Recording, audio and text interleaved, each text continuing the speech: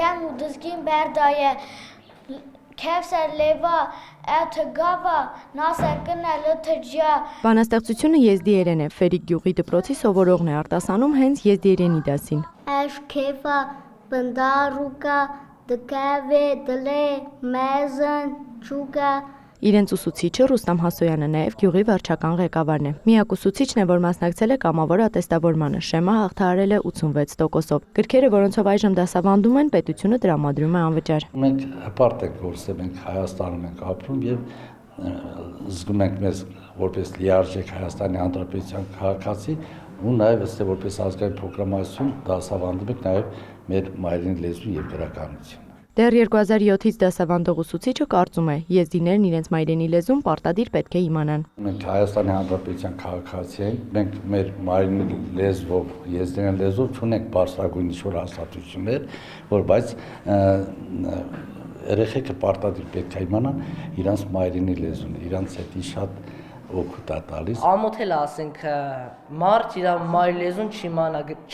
չկարողանա էլի գրել կարդալ։ Սա արդեն բարձրդասանցու կարծիքն է։ Այդ դասընթացները տեղի են ունենում մեր դպրոցում, ավելի շատ բաներ ենք իմանում, թե այն ժամանակներում մենք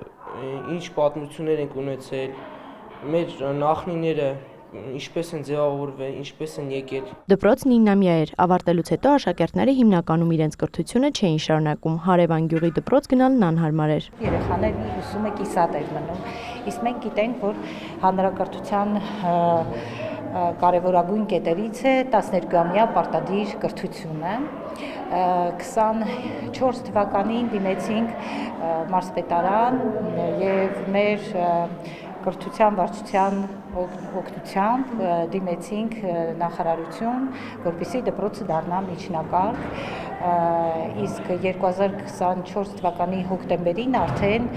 կառավարության որոշում եղավ եւ դպրոցը դարձավ միջնակարգ։ Հիմա արդեն աշակերտներն իրենց կրթությունը շարունակում են 10, 11, 12-րդ դասարաններում։ Ազգային փոքրամասնությունների մայրենի լեզվի, նրանց մշակույթի ուսուցումը պետության պարտավորությունն է։ Կրթական գերատեսչության ներկայացուցիչը վստահեցնում է, այդ ամենի պատշաճ ապահովումը իրենց ուշադրության կենտրոնում է։ Նոր չափորոշի ներդրման շրջանակում մենք ունենք դպրոցական բաղադրիչի ցնահավորություն տրամադրելու իրենց մայրենի լեզվի ուսուցմանը եւ կա կարգավորում, որի համաձայն գիտենք, որ մեր բոլոր դպրոցներում երեխաները առնվազն 2 օտար լեզու են սովորում, ազգային փոքրամասնությունների պարագայում իրենք կարող են ուսումնասիրել 1 օտար լեզու եւ փոխարենը այդ ժամերը հատկացնել իրենց մայրենի լեզվի ուսումնասիրությանը։ Այն դպրոցներում էլ, որտեղ նույն դասարանում հայեր են սովորում, լեզվի ուսուցումը կարող է իրականացվել խմբակի ձևով։ Դասավանդողների խնդիր կա, փոխնախարարն է ընդգծում։ Կրթության մասին օրենքի պահանջ է, որպեսզի ուսուցիչ աշխատող մարդը ունենա բարձրագույն մանկավարժական կրթություն եւ օրինակ եզդիերենի դասավանդման հետ կապված մենք լրջագույն խնդիր ունեինք, երբ երեխաների իրավունքը իրացնելու հետ կապված խնդիր կար, որովհետեւ չկային բարձրագույն մանկավարժական կրթություն ունեցող համապատասխան ուսուցիչներ, այդ խնդիրը լուծելու համար մենք խմբակավարներին միայն ազգային փոքրամասնությունների դեպքում թույլ ենք տվել, որ բարձրագույն կրթություն, մասնագիտական մանկավարժական կրթություն չունենան։ Այդ ուսուցիչներն ունեն կամավոր ատեստավորման հնարավորություն եւ հաղթահարելու դեպքում կարող են որպես առարկա եւս դասավանդել։ Եզդիներն ազգային փոքրամասնություններից ամենամեծաթիվն են, իսկ ընդհանուր առմամբ տարբեր ազգության 4593 երեխա է սովորում հանրապետության շուրջ 500 դպրոցներում։ Ալաբիտ մնախլիթա մնդիլիտ Երևանի Պուշկինի դպրոցն է, այստեղ աշակերտները նաև ասորերեն են սովորում։ Ասորի այս աշակերտն իր մայրենի լեզուն չգիտեր, նոր են սկսել սովորել, թվերն օրինակ արդեն գիտեն։ Խա, թրե, թլա, արբա, խամշա, ըշտա, շովատ, մենյա, ածա, ասրա։ Ուսուցչուհի Վերա Ավչյանը եւս ասորի է։ Մենք դասարանում տվյալ ունենք 2 ասորի, բայց ունենք խառնուրդներ, որ մայրն ասորի, հայրը հայ, այդտենց երեխաներ շատ ունենք։ 3-4 դասարաններում երեխաները այս գրքով են սովորում, սովորական գրքի է նման, միայն թե հակառակ կողմից է բացվում։ Աչից ձախ ենք կարդում, տառերը 22 տառ ունենք ասորերենում, նրանք բոլորը բաղաձայն տառեր են, չունենք ձայնավոր հնչյունները, մեր նշաններով են, որոնք կոչվում են սկափը, զլամա, նշանը։ Ուսուցչուհին պատմում է, սովորելը թեև փոքր-ինչ դժվար, բայց երեխաների համար շատ հետաքրքիր է։ Ուսումնական գործընթացն ավելի արդյունավետ կազմակերպելու համար տարաբնույթ միջոցառումներ եւս կազմակերպվում են։ Նախորդ տարի շատ հետաքրքիր մի միջոցառում ունեինք, որի շրջանակում հանրապետության բոլոր դպրոցները ազգային փոքրամասնությունների մշակույթն ու ժառանգությունն էին ուսումնասիրել, դպրոցականները տարբեր պարեր էին բեմադրել, տարբեր ժառանգությանը վերաբերող տարբեր ավանդույթներ էին ուսումնասիրել եւ ներկայացրել իրենց նախագծային աշխատանքների շրջանակում։ Մենք ընտրել էինք լավագույններին եւ բավական հետաքրքիր էքսպո ունեցանք Սունդուկյանի թատրոնում։ Դպրոցական կրթությունից բացի խթանում են բարձրագույն կրթական հաստատություններում ներգրավվածությունը։ Օրինակ բարձրագույն կրթության շրջանակում քվոտայով առանձին տեղեր են հատկացվում նաեւ ազգային փոքրամասնությունների դիմորդներին։ Առանձին քննարկվում է հատկապես աղջիկների ներգրավվածությունը բուհերում։ Ըստ Արաքսիա Սվաջյանի այժմ էլ կա որոշակի դրական տեղաշարժ։ Էմմա Վարդանյան, Մեհեր Կիրակոսյան։ Մենք հիմա գտնվում ենք Հանրային ռադիոյի արխիվում, որտեղ գտնվում է մեր ազգային ամենամեծ ձայնային արխիվը, ավելի մեծ ձայնային արխիվ հայ ժողովուրդը չունի։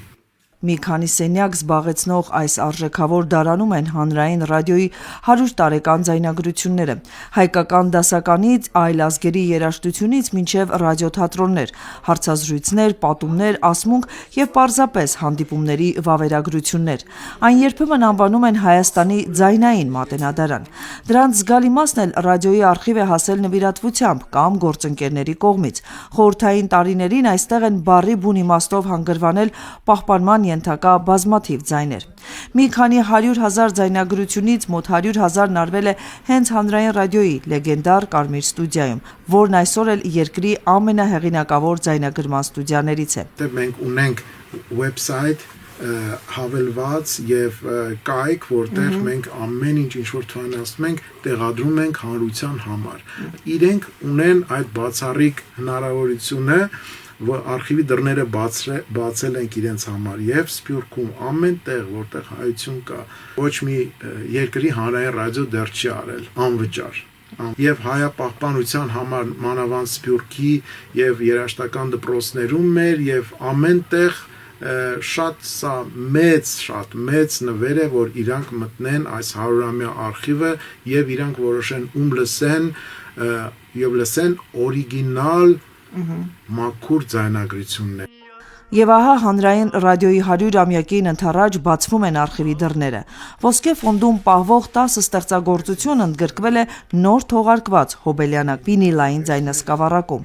Դրա տպագրությանն է աջակցել Շվեյցարիայի դեսպանատունը։ Այս ողջ գունապնակից ընտրվել են 10 հայ կոմպոզիտորների ստեղծագործություններ։ Ընտրության հարցում կողմնորոշվել է բարդ, անկեղծանում է Արթուր Իսպիրյանը։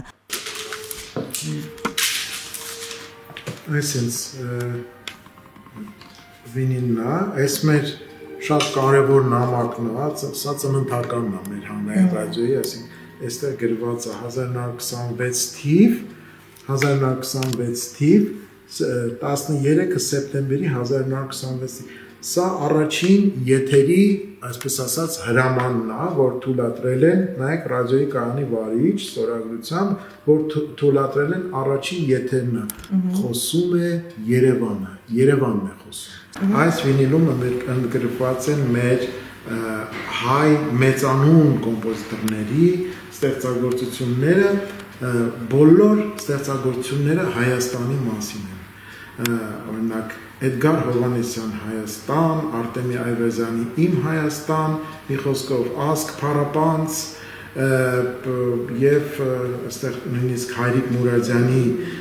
ակապելա երգը կա Հայաստանի մասին, թե հայրենաց պսակադիր։ Շվեյցարիայի գործընկերների հետ հանրային ռադիոյի գործակցությունն այսքանով չի սահմանափակվում։ Արդեն նախագծվել է թողարկվելիք մյուս վինիլային ձայնասկավառակը։ Հաջորդիվ թվայնացվելու են կինոերաժշտություններ։ Ընդ որում արխիվում պահվող հազարավոր ձայնագրություններ դեռ թվայնացման փուլում են։ Հնությունից մաշված շատ երիզներ կենթանացնելն ու թվային տեսքի բերելը լուրջ ջանք, երբեմն դրսից հրավիրված մասնագետների ձեռք է պահանջում։ 2017 թվականին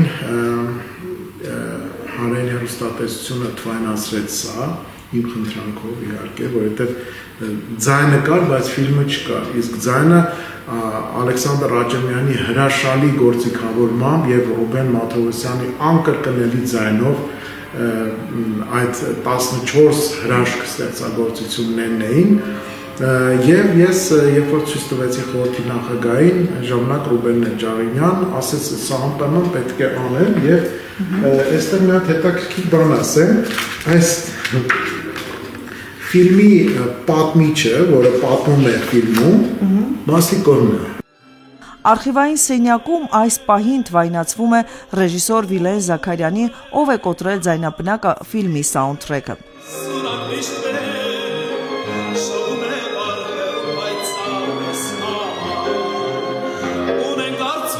Այս ֆիլմի գլխավոր հերոսն ու դերակատարը Ռուբեն Մաթևոսյանն է։ Փաստացի այսօր վերակենդանացվում է ոչ միայն ձայնը, այլև խորհրդային տարիներին արգելված ֆիլմերի ցանկում հայտնված ֆիլմը։ Երիտասարդ Ռուբեն Մաթևոսյանը քայլում է փողոցով եւ մի երիտասարդ աղջիկ, որը այն ժամանակ շատ ընդունված էր վինիլային ձայնագրություններ գնելը խանութից, եւ վինիլային ձայնագրությունը ձեռքին իր մայրիկի հետ կանգնած ձեռքով դիպչում է պատահական արագ քայլելով Ռուբեն Մաթևոսյանը, որը ֆիլմի հերոսն է, դիպչում է եւ ընկնում կոտրվում է եւ ամեն ինչ ֆիլմը սկսում է դրանից, որ դետեկտիվները սկսում են հետևել եւ գտնել Ռուբեն Մաթևոսյանին եւ ֆիլմը այդպես կոչվում է «Кто разбил пластинку»։ Հանրային ռադիոյի ձայնային արխիվը պարզապես ձայնագրությունների պահոց չէ, այն մեր մշակութային հիշողության կարևորագույն շտեմարաններից է։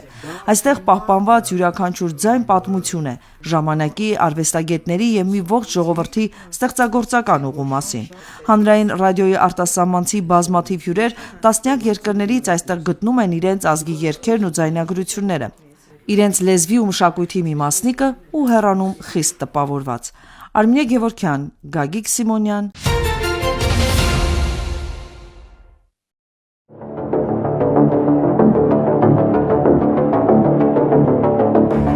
Կառավարությունն անընդհատ է առաջ տանում ոստիկանության բարեփոխումների օրակարգը, զուգահեռ համացանցում, լրահոսում ավելանում են հանցագործությունների դեպքերի աճի մասին երբեմն ահասարսուր հրապարակումներ, մեկնաբանություններ, պնդումներ, վիճակագրություն, յուրաքանչյուրի մասով տարվում է առանձին քննություն։ Եթե շրջանառվող տեղեկատվության մեջ կա իրականություն եւ մտահոգվելու առիթ, բնականաբար մենք դրանք դարձնում ենք քննարկման առարկա։ Վերջին մի քանի տարում համակարգում եղել են կառուցվածքային փոփոխություններ, օրենսդրական նոր լուծումներ, դրանք իհարկե ազդում են հաճախ ներկայացվող պատկերի վրա։ Հանկարծամահությունը, վարորդական իրավունքի հետ կապված որոշ հարցեր, օրինակ, նախկինում ընդհանուր վիճակագրության մեջ չէին արտացոլվում, հիմա կան։ Այդ դեպքերը մենք ենք դարձրել դեպք։ Մենք ենք դրանք գնահատել որպես հանցագործություն։ Այդ արարքները նախկինում են եղել եւ մենք չենք խուսափում այս արարքները դարձնել հանցագործություն, դնել վիճակագրության մեջ եւ տեսնել, առերեսվել իրականության հետ, որտեւ այս գործողությունը միտված է հանրային անվտանգության ամրապնդմանը։ Պաշտոնական վիճակագրությամբ 2025-ին 24-ի համեմատ ընդհանուր արձանագրված հանցագործությունների դեպքերը նվազել են 3.2%-ով, առավել վտանգավոր խնդրահարույցներից մարդու դեմ ուղղված հանցագործության դեպքերը նվազել են 23.2%-ով, սեփականության դեմ ուղղվածները 13.7%-ով։ Մենք շատ դեպքերում տարբեր հարթակներից լսում ենք կամ տեսնում ենք մի փոքր այլ պատկեր, ինչը ըստ մեր գնահատման կամ որոշ մարդկանց ապատեղեկատվության, այսպես ասած, զոհ կամ գերի դառնալու արդյունք է, կամ հստակ ուղղորդված գործունեություն, որը միտված է եւ ուղղված է ցույց տալու, որ պետությունը ըստ էության չի տիրապետում իրավիճակին, որ հագնացող վիճակներ կան, վտանգավոր վիճակներ կան, սրանով իհարկե թիրախավորելով պետությունը եւ սակարկվում է այս իմաստով ներքին անվտանգության, այսպես ասած, ապահովման ամբողջ գործընթացը։ Ներքին գործերի նախարարությունից հայտնում են իրավիճակին տիրապետում են, բացատրում, հատկապես նախընտրական շրջաններում նման գործիքակազմ կիրառում են տարբեր երկրներում։ Առանձնացնում են 1-2 հնչեղ դեպքեր ու պարբերաբար տարբեր դիտանկյուններից անդրադարձելով ստեղծվում է տպավորություն, թե ամեն ինչ վատ է։ Լրատվական դաշտում մենք շատ հաճախ լսում ենք, որ Հայաստանի Հանրապետությունում ամեն օր տեղի են ունենում սպանություններ։ Այնինչ օրինակ 2025 թվականին բոլոր 50 դեպքերը բացահայտված են եղել եւ ոնց էլ որ փորձենք այս 50 դեպքը տեղավորել ամեն օր պարբերականության տերմինի մեջ, կարծես թե չի ստացվում։ Հաստատված սպանության 50 դեպքի վերլուծություններով ՆԳՆ-ում պարզել են մեծ մասը իրավիճակային հանցագործություններ են, տեղի են ունեցել դեպքերի արագ զարգացման պայմաններում հանկարծակի ծագած դիտավորությամբ։ Կատարված սպանությունները մեծամասամբ կատարված են սառը զենքի գործադրմամբ, այսինքն փոքր թիվ են կազմում հրազենով կատարված սպանությունները։ Անցած տարվա ընթացքում բացահայտվել եւ կանխվել է սպանության 12 նախապատրաստման դեպք։ Ապօրինի շրջանառությունից դուրս է բերվել ընդհանուր մոտ 2500 միավոր հրազեն, 445-ը հայտնաբերել են քրեական ոստիկանները։ Միջոցառումների շրջանակներում 115 անձ ձերբակալվել է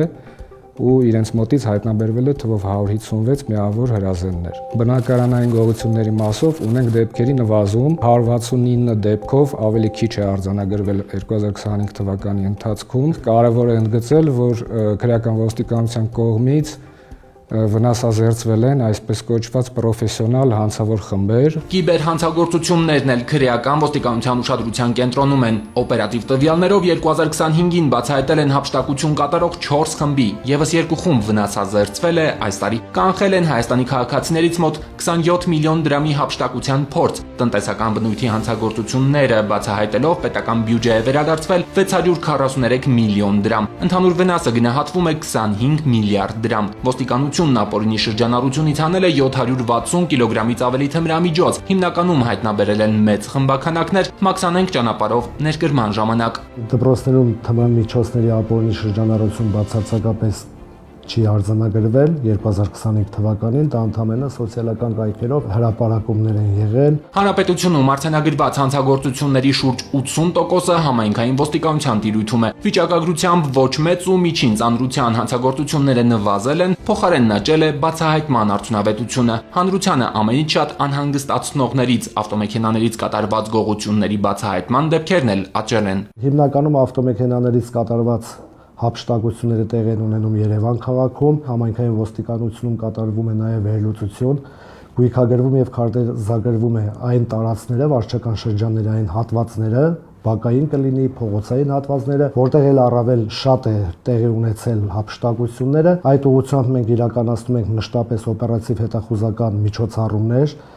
օրվա տարբեր ժամերին։ 2025-ին Պահեստամաս պետհամարանիշ գողացող 37 խումբ են հայտնաբերել, ընդ որում 5-ը եղել են անչափահասներից կազմված։ Այս տարվա առաջին 2 ամսվա ընթացքում բացահայտել են եւս 10 խմբի։ 2025-ից մինչև հիմա նույնականացրել բռնել են գրպանահատների 15 խումբ։ Այդպիսի հանցագործությունների թիրախում հիմնականում հասարակական տրանսպորտից օգտվողներն են, հատկապես օրվա պիկ ժամերին գործի շտապող կամ գործից հոգնած տուն գնացողներին շեղում են, հմտորեն դատակում պայուսակներն ու գրպանները։ Մեր մերկացված խմբերը 2 անձիկ են հանդիսացել, հնարավոր է մեկը շեղում է անձին, իսկ մյուսը իր գործողությունն է կատարում դեպի հափշտակություն իրականացնելու։ Հանցագործների գործն ավելի հեշտանում է, երբ պոտենցիալ թիրախն ականջակալներով է, ճանապարհը կարճելու համար ֆիլմ է դիտում կամ երաժշտություն լսում։ Լավ է, հասարակական տրանսպորտում արդեն կան տեսախցիկներ, նույնականացումը դյուրացել է։ Ավելի շատ են սկսել դիմել ընտանեկան բռնության դեպքերով, ավելացել են անչափահասների մասնակցությամբ հանցագործությունները։ Հիմնականում դեպքեր են, երբ առանց վարորդական վկայականի մեքենայի ղեկին են հայտնաբերվել։ 2025 թվականին արձանագրված 4784 ճանապարհատրանսպորտային պատահարների հետևանքով զոհվել է 283 մարդ, որը նախորդ 2024 թվականի համեմատությամբ պակաս է 50-ով։ Ունենք զոհերի թվի էական կրճատում նախորդ տարվա համեմատությամբ 1 տարվա կտրվածքով։ Յուրահատուցում մեզ երկրորդ տարին է անցել, որ մենք ունենում ենք զոհերի թվի նվազում ճանապարհատրանսպորտային պատահարների հետևանքով 2024-ին 2023-ի համեմատ եւս ունեցել ենք էական նվազում 45-ով։ Անդառնալի հետևանքներով դեպքերի նվազեցումը կապում են ամբողջ հանրապետության տարածքում բարեկային ծառայության ներդրմամբ։ Ասում են կանխարգելիչ ինտենսիվ աշխատանքներ են տանում։ Միայն 2025-ին բարեկները վարելու իրավունքից զրկել են 5435 մարդու, արձանագրել են 1 միլիոնից ավելի իրավախախտում։ Շատ են եղել ծանր հետևանքով վթարներ առաջացնողները։ Սահմանված արագության ռեժիմի չպահպանումը կամ արագության գերազանցումը արձանագրել ենք այդպիսի մոտ 108,000 իրավախախտում, որը 2024-ի համեմատ ավելին է մոտ 26,000-ով եւ այս առումով կանխարգելիչ աշխատանքը բնականաբար տվել է իր արդյունքը։ Տարեց տարի աճում է հանրապետությունում գրանցված երթևեկող մեքենաների քանակը։ Անցած տարեվերջին շահագործվել է մոտ 1 միլիոն ավտոմեքենա, 40,000-ով ավելի, քան 2024-ին։ Հիմա արդեն ուժերը կենտրոնացած են ոչ միայն մայրուղիներին, այլև համայնքային ճանապարհներին։ Շուտ հայտնաբերում են նաև նրանց, ովքեր տանը գինով նալուց հետո որոշում են մոտակա խանութը մեքենայով հասնելու վտանգավոր իրավիճակ ստեղծում, ասենք գյուղում կամ քաղաքում։ Պարեկներն ակտիվ աշխատում են նաև հասարակական անվտանգության ապահովման, հանցագործությունների կանխարգելման եւ բացահայտման ուղղությամբ։ Բարեկային ծառայության կողմից բացահայտվել է 14747 հանցագործության դեպք, որը նախորդ տարվա համեմատ ավելին է 3052-ով կամ 26%-ով։ Մասնավորապես բարեկային ծառայողների կողմից 2025 թվականին հայտնաբերվել է թմրանյութերի ապօրինի շրջանառության 2414 դեպք, որը նախորդ տարվա նույն ցուցանիշից ավելին է 548-ով կամ 29.4%-ով, եւ արգելվել է բարեկային ծառայողների կողմից այդ հայտնաբերված դեպքերով մոտ 32 կիլոգրամ տարբեր տեսակի թմրամիջոցներ։ Ոստիկանության հենասյուներից 4-րդը Գվարդիան գործին միացավ նախորդ տարեվերջին։ Նախկին ներքին գործերի եւ պետական պահպանության գլխավոր վարչության ծառայողները վերապատրաստվեցին, նոյեմբերից աշխատանքի անցան։ Գործընկերների հետ սկսեցին բացի հասարակական կարգի պահպանությունից ներգրավել հանցագործությունների նախականխման, կանխման ու բացահայտման աշխատանքներում։ Բացի այն, որ ամենօրյա ռեժիմով ոստիկանության գվարդիան հասարակական կարգ պահպանելիս եւ հասարակական անվտանգություն պահպանելիս նաեւ իրականացնում է եւ հայտնաբերում է թմրանյութերի, այսպես ասած, տեղադրումներ եւ թմրանյութերը ինտերնետային հարթակով ձեռք բերողների հայտնաբերումներ, ձերբակալումներ։ Պետք է նշեմ, որ նոյեմբերի 1-ից մինչև օրս արձանագրվել է 320 իրավախախտման դեպք, որոնցից 176-ը համատեղ ոստիկանության 3 հենասյուների հետ միասին եւ 144-ը ոստիկանության գվարդիան իր ուժերով է հայտնաբերել։ Իրականացնում են 154 կարևորագույն նշանակության օբյեկտների պահպանություն, եւս 1047-ի պահպանությունը մոնիթորինգի կենտրոնի ուժերով է։ Առաջին անգամ սահմանվել է ուժի կիրառման ստանդարտ։ Ոչ միշտ է, որ ուժի կիրառումը կամ ուժի կիրառման մոտեցումները ցանկալի արդյունք են տալիս, այլ լինում է հակառակը, իսկ բանակցայինը կանխում է, բանակցայինը բանակցելով լարումը թուլացնում է եւ բանակցայինի գործելավոճի մեջ հիմքում դրված է միջազգային փորձը։ Միջազգային հանրապետական ինստիտուտի հետազոտություններով այս տարվա փետրվարի դրությամբ հարցումներին մասնակցածների 61%-ը նշել է, որ լիովին կամ հիմնականում գոհ է ներքին գործերի նախարարության ոստիկանության աշխատանքից։ ՄԱԿ-ի թմրամիջոցների ու հանցավորության դեմ պայքարի գրասենյակի սպանությունների վերաբերյալ համաշխարհային զեկույցներով 100,000 բնակչության հաշվով սպանությունների միջին ցուցանիշը 2021-ին կազմել է 5.8 դեպք։ Հայաստանում ցուցանիշը 2021-ին եղել է 2, 22-ին 1.9, 23-ին 1.8, 2024-ին 2։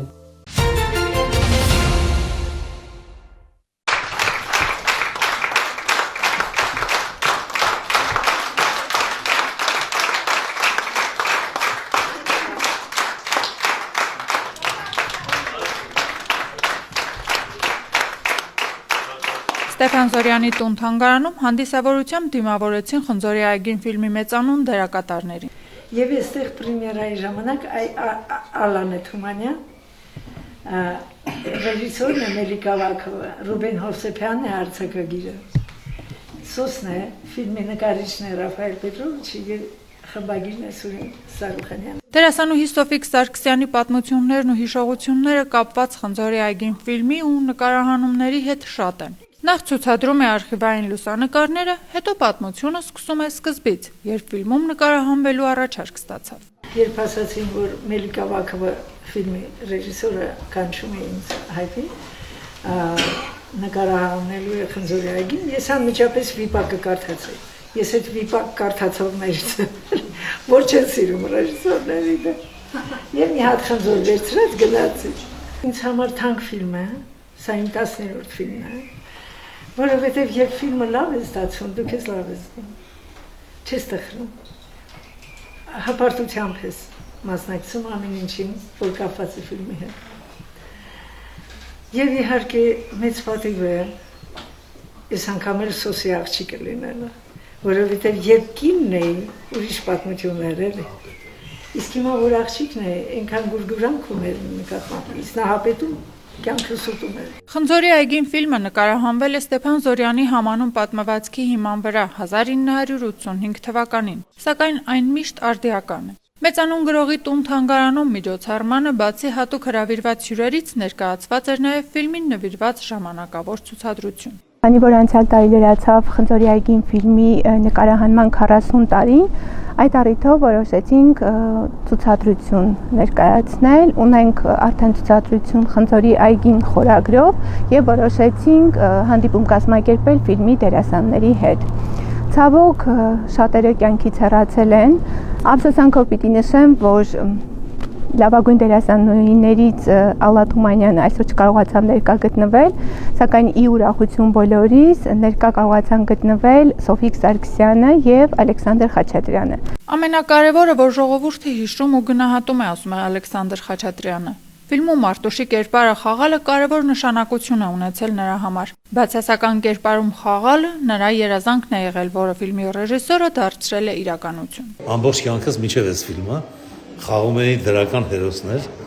եւ հոգնել եմ։ Ես չգիտեմ ինչքանով Արտուշը ստացվել, բայց ամեն դեպքում ես ուրախությամբ էի խաղում այս դերը եւ շատ շնորհակալ եմ մեր ռեժիսորին Գյորգի Գրիգորիչ Մելիքավակին, որ ինձ տվեց այս դերը, որ ասաց ես դենք ռուսախոս էր, я хочу такого красивого подлеца։ Ես էլ էի երազում բացասական դեր խաղալ ու այն դերասանները որ շրջապատված էի այս ֆիլմում, իհարկե ինձ համար մեծագույն հաճույք եւ պատասխանատվություն էր։ Կինոգործիչների միության նախագահի խորհրդական կինոռեժիսոր Հրանտ Հակոբյանը թանգարանին նվիրաբերեց 2 ազդագիր նվիրված Խնձորի այգին ֆիլմի եւ 2 փաստավավերագրական ֆիլմ համալրելով թանգարանային ֆոնդը։ Միջոցառումը անցավ ջերմ ու անմիջական, հարցուպատասխանով, քննարկումներով ու կատակներով։ Իսկ ավարտին Ստեփան Զորյանի տուն թանգարանի բակում տեղի ունեցավ Խնձորի այգին ֆիլմին նվիրված խորհրդանշական ծառատունք Խնձորի տնկիով։ Աշխեն Սուքիասյան, Հայկ Վարդանյան։